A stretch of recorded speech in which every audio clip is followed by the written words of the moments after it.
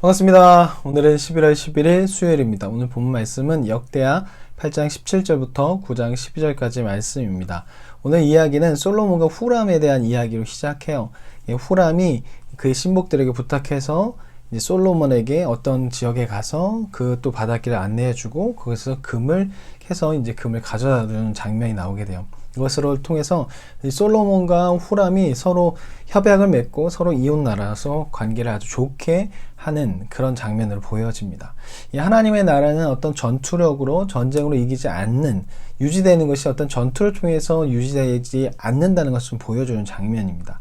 솔로몬이 처음에 장수를 구하지 않았다라고 하면서 하나님께서 칭찬해 주셨는데, 하나님의 나라는 어떤 전투력으로 전술로서 유지되는 것이 아니라 하나님을 찾고 하나님과 함께 할 때 그 나라가 유지된다는 것을 다시 한번 보여주고 있는 것입니다. 전쟁으로 다스리지 않는 것. 그래서 하나님께서 주변 나라를 약하게 하셨고, 또 이번에는 주변 나라의 선의를 베품을 통해서 또 함께 선의를 베푸는 것을 통해서 협약을 맺고 조약을 맺어서 서로 함께 해주는 것, 그것으로 하나님 나라가 이루어질 수 있다는 것, 선을 베푸는 것을 통해서, 그런 환대를 통해서 하나님 나라가 이루어질 수 있다는 것을 다시 한번 보여주는 장면입니다. 이 당시의 나라의 그 유지는 전투력과 장수, 그런 성읍을 많이 건축하는 것이었습니다. 하지만 솔로몬은 그 나라의, 그 주변 나라의 정세를 따른 것이 아니라 하나님 나라의 정세를 따라서 하나님의 방법대로 그렇게 할 때 하나님께서 응답을 해 주시는 것이죠. 그리고 이제 스바 여행이 나오게 됩니다. 9장 1절에 보면 스바 여행이 솔로몬 명성을 듣고 찾아오는 것이죠. 이 스바 여행을 볼 때도 놀라운 거예요.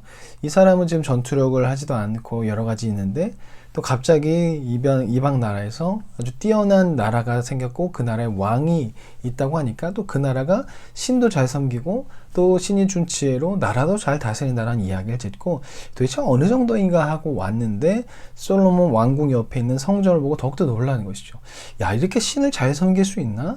참 대단하구나 해서, 또 그 신전을 섬기는 것과 또 성전을 만든 것을 보고 또 나라를 다스리는 것을 보고 이 스바 여행이 너무나 대단해서, 또 솔로몬의 지혜를 보고 너무나 대단해서 그의 지혜와 그의 업적을 칭찬하고 거기서 하나님을 통해 얻었다는 걸 보고 하나님을 높이게 됩니다.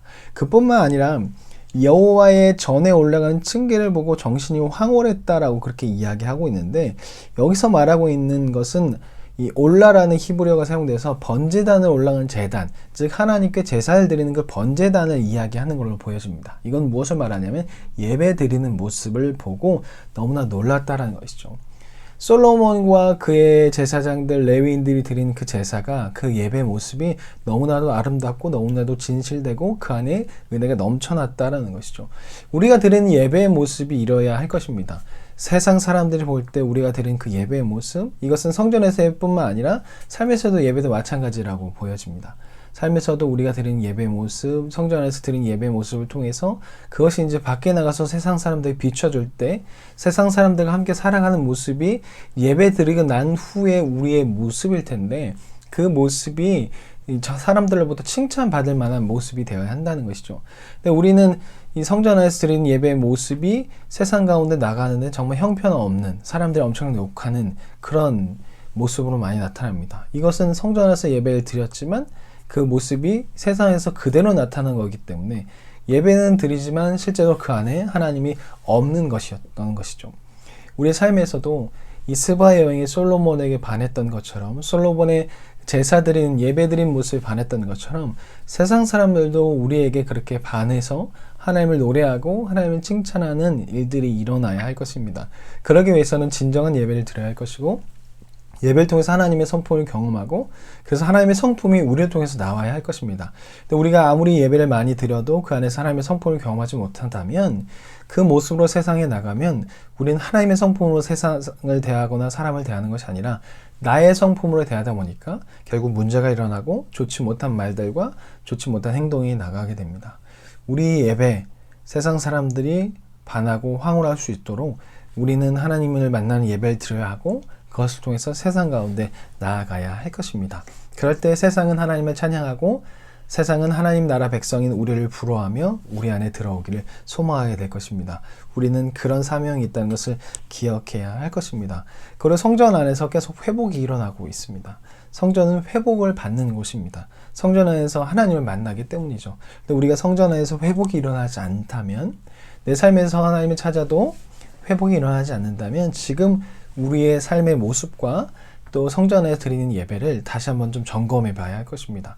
성전을 회복하라는 곳인데 나에게는 성전이 오히려 회복이 아니라 마음을 불편하게 해서 성전에 나가기 싫고 교회에 나가기 싫어지고 있다면 성전이 잘못된 것이고 또 내가 성전을 대하는, 예배를 대하는 방식이 잘못된 것이라고 볼 수 있습니다.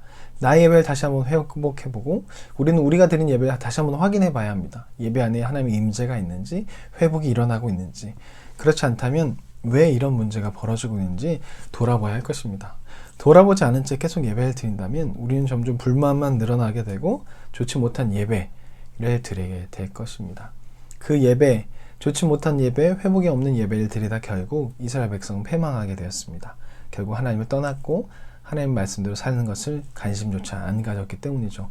우리의 모습도 이렇게 되지 않을 거라는 보장은 없습니다. 아무리 예배당에 나와서 예배를 드려도 회복이 없고 하나님을 만나지 못한다면 우리도 역시 이스라엘 백성들처럼 불만 갖고 하나님 말씀에 전혀 관심이 없어서 하나님 뜻대로 살지 않게 될 것입니다. 그런 모습이 아니라 하나님 말씀대로 살아서 늘 하나님 안에 살아 형통한 삶을 살고 하나님을 늘 찾고 회개하고 나아가는, 그래서 하나님께서 인정하는 우리가 되었으면 좋겠습니다. 그러면 내일 뵙겠습니다. 안녕히 계세요.